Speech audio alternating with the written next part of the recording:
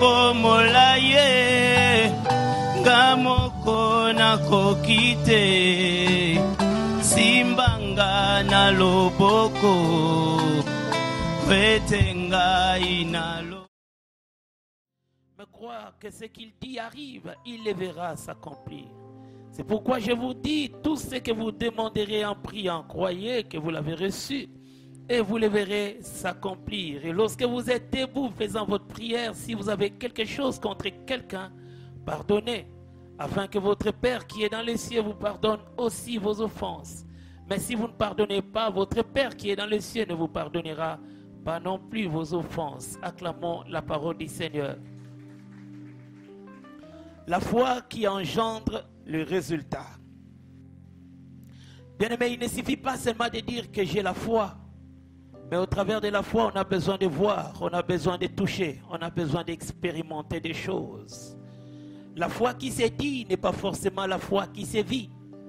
Beaucoup de gens disent qu'ils ont la foi, mais peu de gens expérimentent la foi. C'est pourquoi tu n'as pas besoin de chanter ta foi, tu as besoin de vivre ta foi et de laisser à ce que cette foi dont tu parles expérimente des choses, t'amène des choses et te pousse à témoigner la grandeur de Dieu. Bien aimé, derrière ta foi se cachent des grands miracles. Derrière ta foi se cache ton avenir. Derrière ta foi se cache ta destinée. C'est pourquoi lorsque nous commençons de parler de la foi, nous commençons déjà à parler de l'avenir. Quand on parle de la foi, on parle du lendemain. Quand on parle de la foi, on parle des exploits. Parce que la foi marche avec des exploits. Je n'ai pas besoin de la foi pour posséder ce que je peux avoir déjà avec mon intelligence.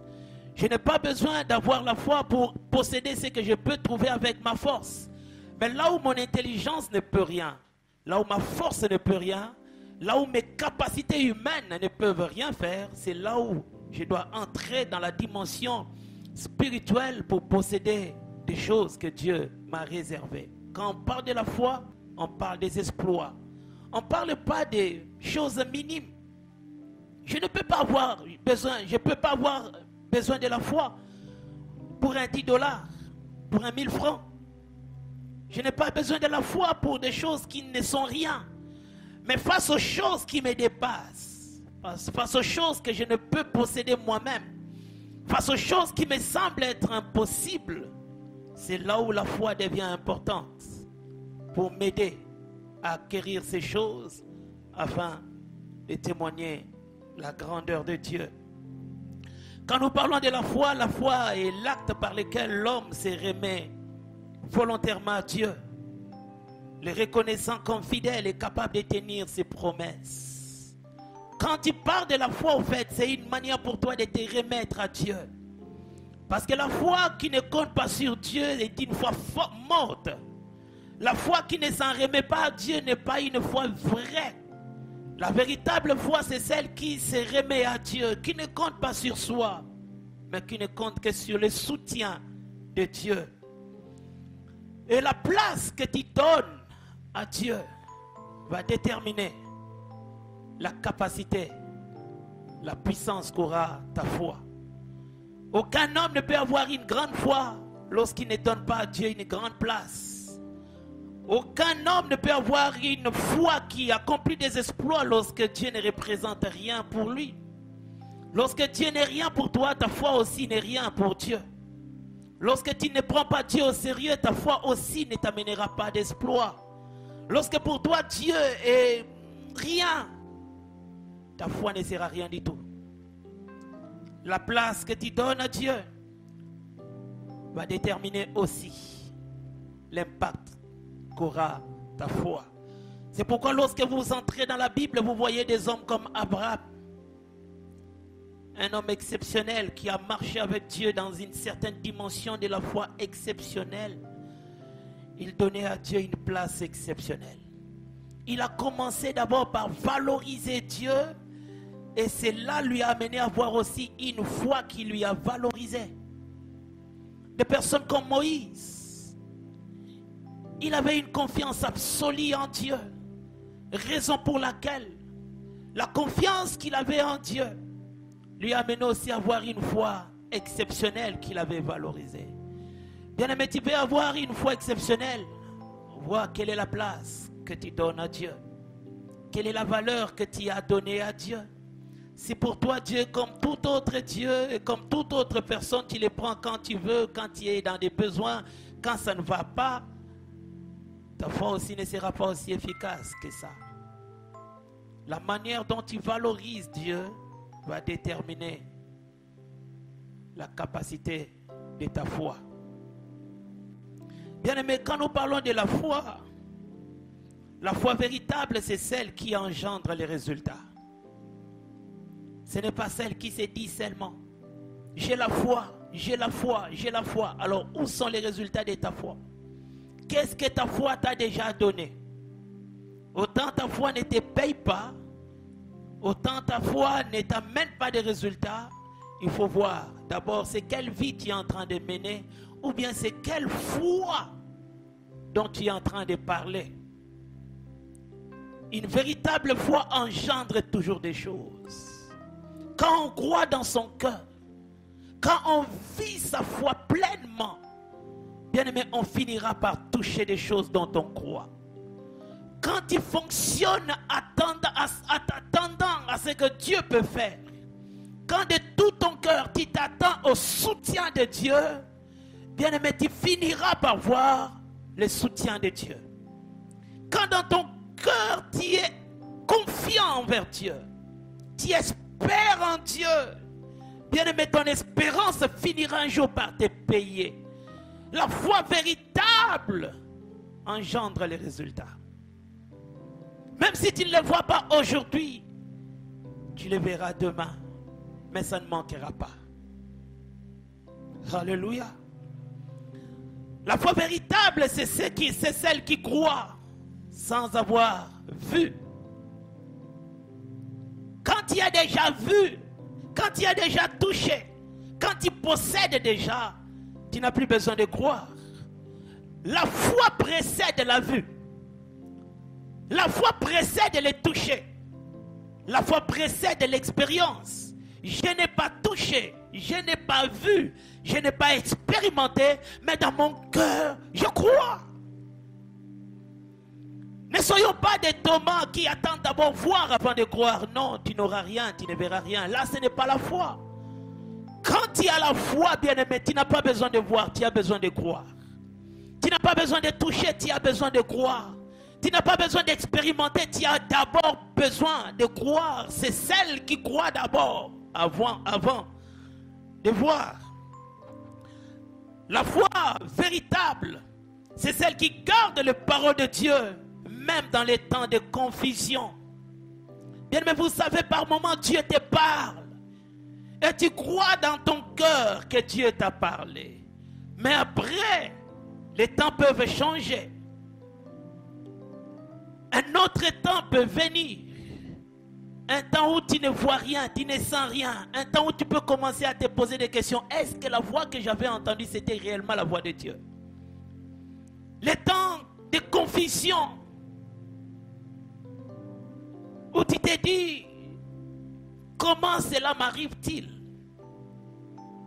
Comment est-ce que je peux atteindre ce bas niveau alors que j'étais au sommet? En ce moment-là, celui qui dit qu'il a la foi, même au temps de graves confusions, il continuera à garder le même langage. Alléluia. Bien-aimé, n'attendons pas que des choses marchent comme sur des roulettes. Que ta vie soit rose, rose, rose, sans épines. Des choses que tu avais prévues, que c'est ça qui soit en train de s'accomplir. La vie, des fois, ce n'est pas ça. La vie, des fois, c'est la confusion entre ce que tu avais prévu et ce que tu es en train de vivre. Ce que tu avais pensé et ce qui se réalise. Ce que tu espérais et ce que tu es en train de vivre. Des fois, c'est comme ça. Tu attendais le meilleur, mais le temps peut t'amener les mauvaises choses. Mais même dans les mauvaises choses, celui qui dit qu'il a la foi, il continuera à espérer que l'Éternel qui avait parlé, il est au contrôle et il le fera. Beaucoup de gens croient quand tout va bien, quand l'atmosphère est bonne, quand le temps est en sa faveur. On croit fermement, non, je sais que Dieu va faire, je sais que Dieu va faire, je sais que Dieu va faire. Mais plus ça tarde, plus ça se complique, plus aussi ça traîne. Les moins faibles commencent à changer de langage. Non, Dieu avait parlé, mais je crois qu'il faut moi-même que je commence à faire les choses. Hein. Ah, Dieu avait dit, mais je crois plus que vraiment. Non, bien-aimé, si tu crois, le temps ne doit pas t'influencer. Un homme de foi n'a pas de plan B. Alléluia. Un homme de foi ne se dit pas que si Dieu ne fait pas, moi-même je ferai. Si Dieu n'agit pas, moi-même je... Non, non, non, non. Quand Dieu a dit, l'homme qui croit, il laisse Dieu prendre les devants. Il ne change pas de système. Pourquoi? Il sait que le système de Dieu, c'est le bon système. Même si ça tarde, la Bible dit, attends ça, attends-là.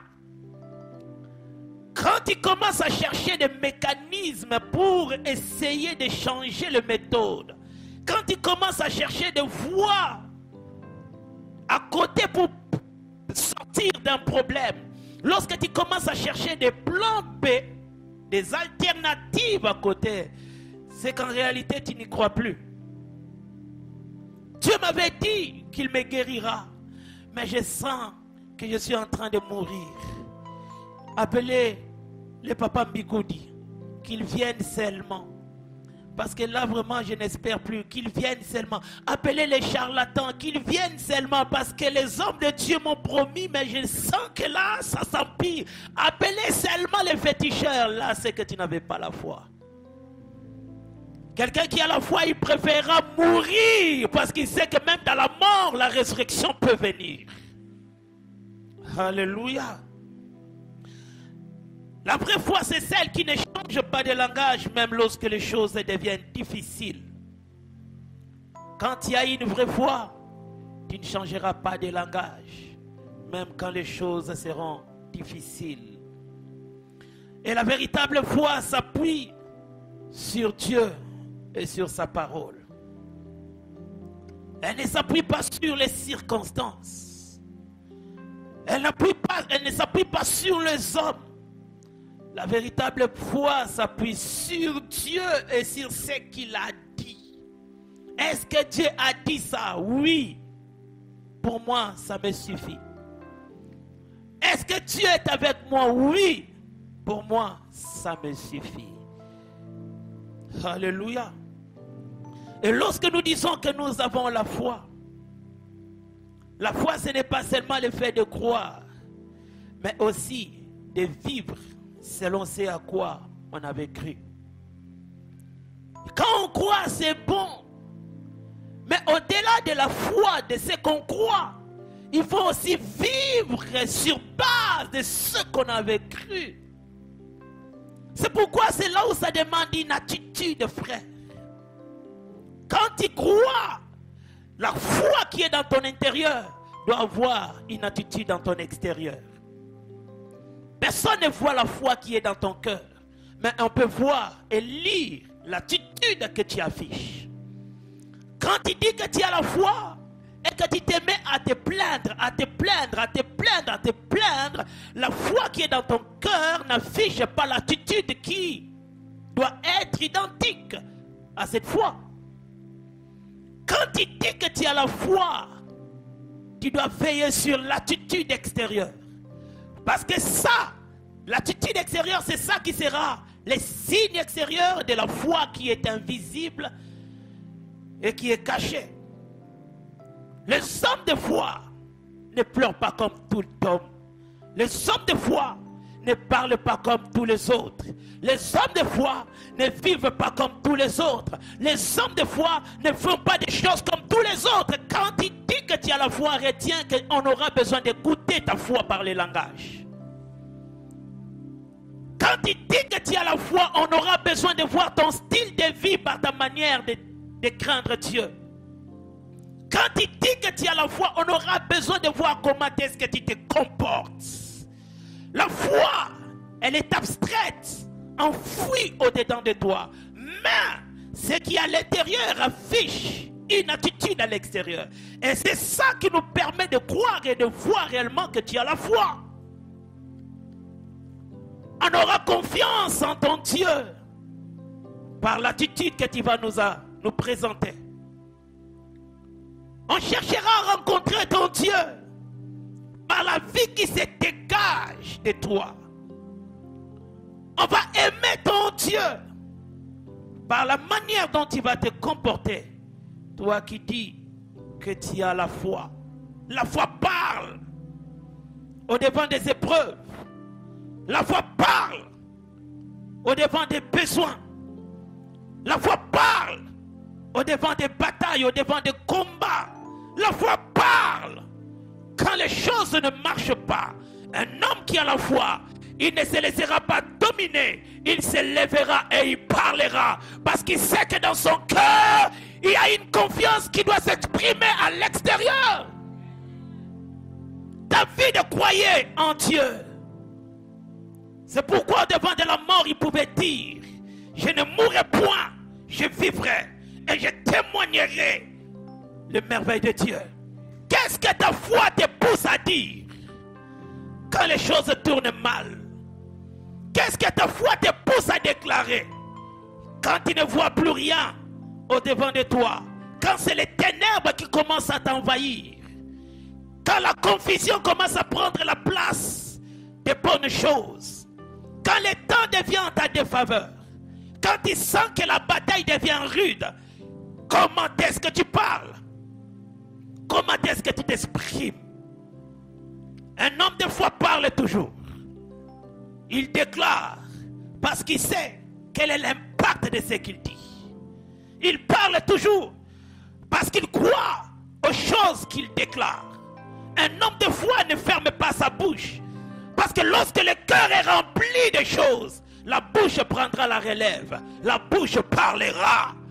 Bien-aimé, tu peux créer ta destinée au travers de ta bouche parce que tu le crois dans ton cœur. Tu peux créer le futur de tes enfants au travers de ta bouche parce que tu le crois dans ton cœur. Je ne dis pas ce que je ne connais pas. Je ne dis pas ce que je ne maîtrise pas. Je déclare ce qui est dans mon cœur. De l'abondance du cœur, la bouche parle. Si mon cœur est rempli de Dieu, ma bouche parlera de Dieu. Si mon cœur est rempli d'un avenir meilleur, ma bouche parlera de l'avenir meilleur. Si mon cœur est rempli de la guérison, ma bouche parlera guérison. Comment est-ce que tu parles quand les choses tournent mal?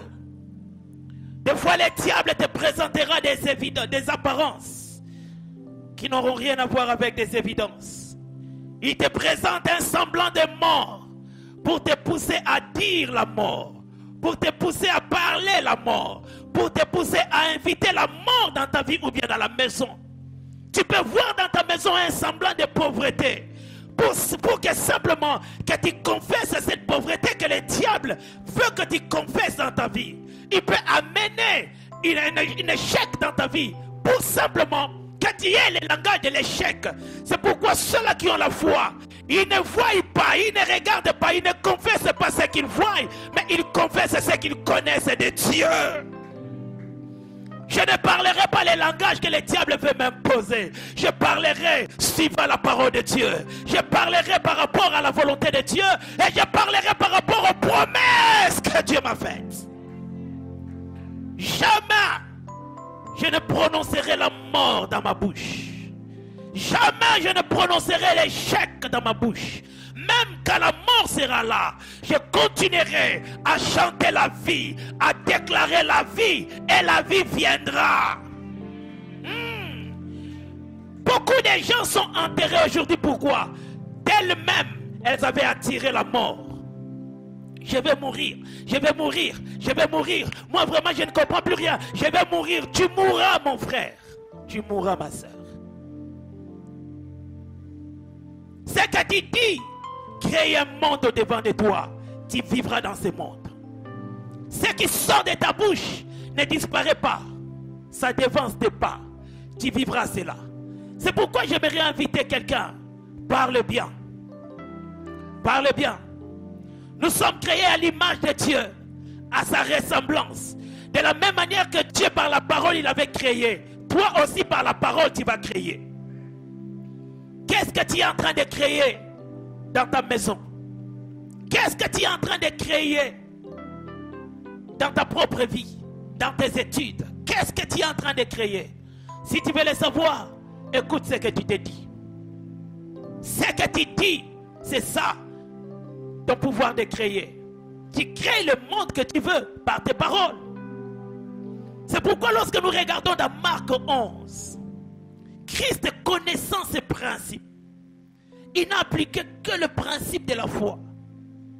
Il arrive devant un figuier. Il trouve qu'il y avait des feuilles. Il s'approche. Il se rend compte qu'il n'y avait pas de fruits. Il parle. Il n'avait même pas touché le figuier. Il a simplement fait sortir des mots que personne ne mange de tes fruits. Et puis il est parti. Il n'avait plus besoin d'autre chose. Pour lui, ce qu'il avait dit suffisait déjà pour que la chose qui était sortie de sa bouche s'accomplisse. La Bible dit que les disciples qui étaient à ses côtés l'avaient entendu parler. Ils ont entendu ce que Christ avait dit. C'est pourquoi, frère, par moment, il faut que les gens qui sont à côté de toi écoutent tes déclarations. Comme ça, quand ça va arriver, qu'ils ne soient pas surpris. Aloba ki yango, abadaki koloba yango. C'est important. Des fois, de déclarer certaines choses devant les gens. C'est important. Vous savez, nous avons une sœur ici qui est maintenant en France. La sœur là, elle était en troisième humanité. Elle venait à peine de commencer la troisième humanité. Elle vient dans mon bureau, on parlait. Je lui dis, quand il y aura ton diplôme, dans quelle université tu penses t'inscrire? Elle me dit, pasteur, moi je ne vais pas étudier ici au Congo. J'irai étudier en Europe. Je dis, mais est-ce que papa aura l'argent? Elle me dit, pasteur, ce n'est pas mon problème, mais moi j'irai étudier en Europe. 3e, 4e, 5e, 6e. Elle finit la 6e année. Elle commence même l'université ici. Mais dans sa bouche, elle n'avait pas changé de langage. Et puis un jour, je la vois venir pour me dire, pasteur, tel jour, je voyage pour aller étudier. Directement, ce qu'elle m'avait dit en 3e m'est revenu. J'ai dit, est-ce que tu te souviens, tel jour, tu m'avais dit que tu iras étudier en Europe? Elle m'a dit, pasteur, ça a toujours été mon souhait. Et j'ai prié pour ça. Aujourd'hui, elle étudie en Europe. Elle est à l'université en Europe. Ce qu'elle avait dit, ce que moi j'avais entendu, c'est ce qu'elle vit maintenant. Bien, mais quand tu es à côté des gens, par moment, il faut leur exprimer ta foi. Là, je ne parle pas de l'orgueil. Mais par moment, il faut parler afin que ta famille écoute déjà ce à quoi tu crois. Je deviendrai le président de cette nation. Si tu crois à ça, comme ça, les jours où tu deviendras, eux-mêmes ils diront, ah, ils nous avaient déjà dit ça. Moi, je changerai cette famille. Ma famille deviendra riche à cause de moi. Dites-leur ça. Promets à ta mère, un jour, moi, je t'achèterai une parcelle. Amen. À moi, il faut aussi que tu sois sûr que tu l'aimes. Hein? Surtout pour les garçons. Tu promets à ta maman, pendant que tu n'es pas encore marié, dès que tu t'es marié, c'est maintenant la belle-mère qui a la parcelle. Oh non, maman, tu vois, moi et toi, on a grandi ensemble et tout ça, non, pour la belle-mère. Là aussi, ce n'est pas vrai. Ce n'est pas bon. Christ parle, les disciples écoutent. Et puis il passe. Il fait tout ce qu'il devait faire. Pour Christ, il savait que ce qu'il avait déjà déclaré devait accomplir. Le temps n'était plus son problème. La Bible dit que le lendemain matin, sur le chemin du retour, il passe par le même chemin. Il découvre le même figuier, mais cette fois-là, séché depuis la racine jusqu'aux feuilles. Les disciples demandent à Christ, ah, voilà le figuier que tu avais maudit. Voilà comment ça séchait. Christ leur donne maintenant la leçon de la vie. La Bible. Marc 11.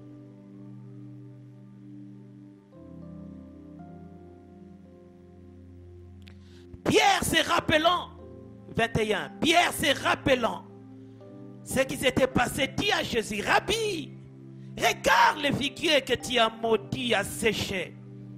Jésus prit la parole et leur dit, ayez foi en Dieu. Je vous l'ai dit, en vérité, si quelqu'un dit à cette montagne, ôte-toi de là et jette-toi dans la mer, Et s'il ne doute point en son cœur, mais croit que ce qu'il dit arrive, il le verra s'accomplir. Bien-aimés dans le Seigneur, la foi est une chose et la vue en est une autre. La foi n'a pas besoin de voir. La foi a besoin de parler. Christ donne la leçon ici en disant que si quelqu'un dit à une montagne, ôte-toi de là et jette-toi dans la mer, s'il ne doute pas dans son cœur et croit dans ce qu'il dit arrivera. Mais ici, Christ ne parle pas forcément d'une image physique où il faut déclarer à une montagne d'aller se jeter dans la mer.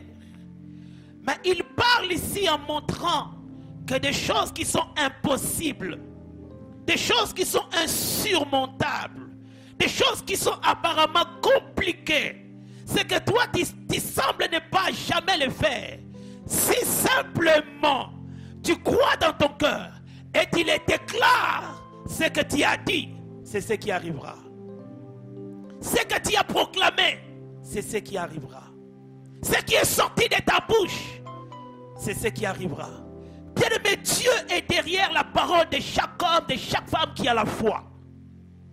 Je le répète encore. Dieu, il est derrière la parole de chaque homme, de chaque femme qui déclare avec foi. Si tu crois dans ton cœur, ce que tu dis, ce n'est plus toi qui le feras, c'est Dieu qui le fera. Moi, je n'ai aucune capacité de changer les réalités. Mais je sais que mon Dieu peut le faire.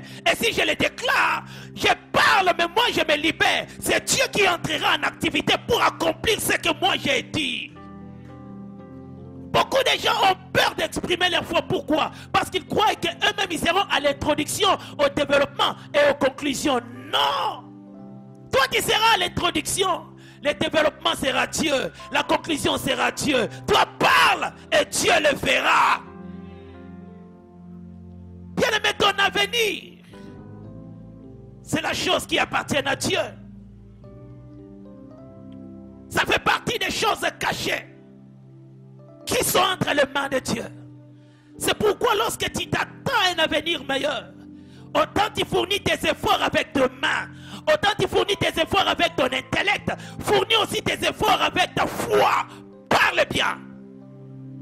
Parle bien pour ton avenir.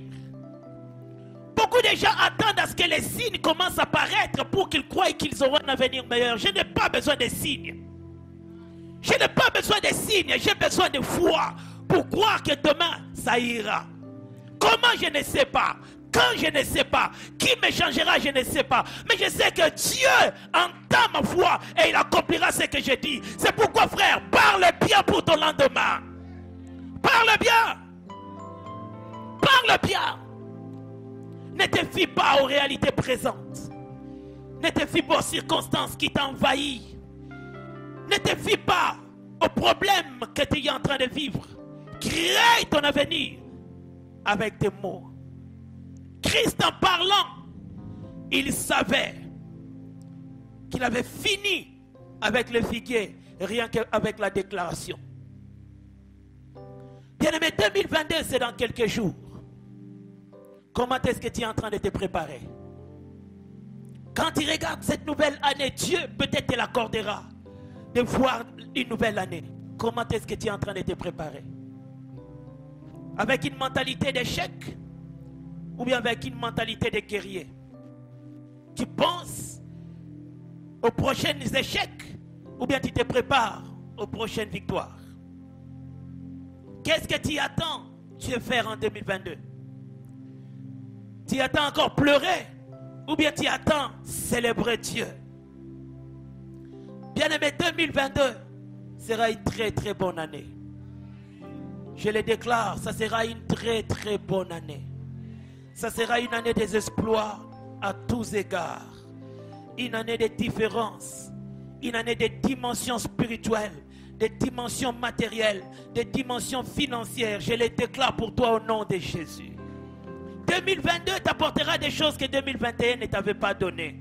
Tu verras des choses qui vont t'étonner. Bien-aimé, peut-être tu garderas toujours la même taille, mais financièrement, tu n'auras plus la même taille. Peut-être tu auras toujours la même taille, mais matériellement, tu n'auras plus la même taille. Parce que quelque chose de nouveau viendra. Je ne sais pas comment est-ce que ça viendra, mais je le déclare déjà sur toi. Que les bonnes choses soient ton apanage. Que le meilleur de Dieu t'accompagne au nom de Jésus. Alléluia. Bien-aimé, la foi ne demande pas trop d'explications. Quand tu veux tout comprendre, c'est là où tu vas sortir. Quand quelqu'un croit, il place seulement sa confiance en Dieu et il se laisse conduire par Dieu. Si l'université nous donne l'intelligence pour bien fonctionner, en Christ, nous avons simplement besoin de la foi pour bien marcher. Tu n'as pas besoin de trop de questions. Comment, non. Autant tu crois, autant tu places ta confiance en Dieu et tu avances. Le reste, ça ne sera que des surprises et des étonnements. Que Dieu te surprenne, que Dieu t'étonne, que Dieu te surprenne, que Dieu t'étonne, qu'il t'amène une saison qui va te dépasser. Ou quand tu commences à voir les résultats, tu te dis, quand est-ce que j'avais sémé? Oui, tu avais sémé par tes paroles.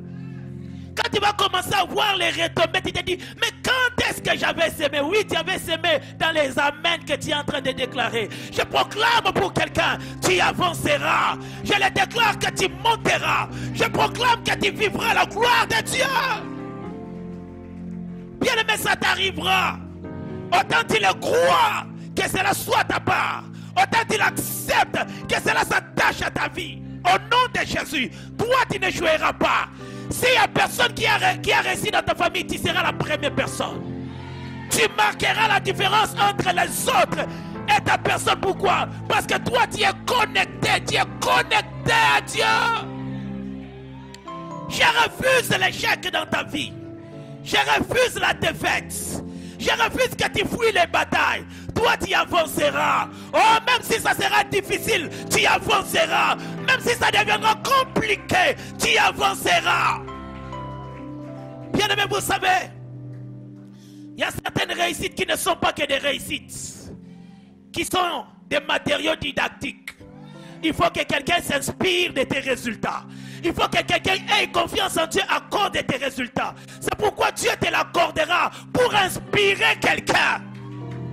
Combien aujourd'hui ont besoin de lire la Bible pour avoir encore plus de force? Mais quand on n'a pas la Bible, on peut avoir toi, la personne. Quand on ne sait pas lire David, on peut lire ta vie. On a vu comment est-ce que tu as commencé. On a vu là où tu es arrivé. Ah, Ego Simba. Ego Simba. Ya mwana frère. Bunda. Papa tumoko ba otala yo. Ba ozela yo. Famille na yo. Ba kondimela nzambe makasi. C'est pourquoi bats-toi encore. Ne t'arrête pas. Avance et avance encore. Tu as toute une génération que tu dois inspirer. Tu as toute une lignée qui doivent te prendre comme modèle.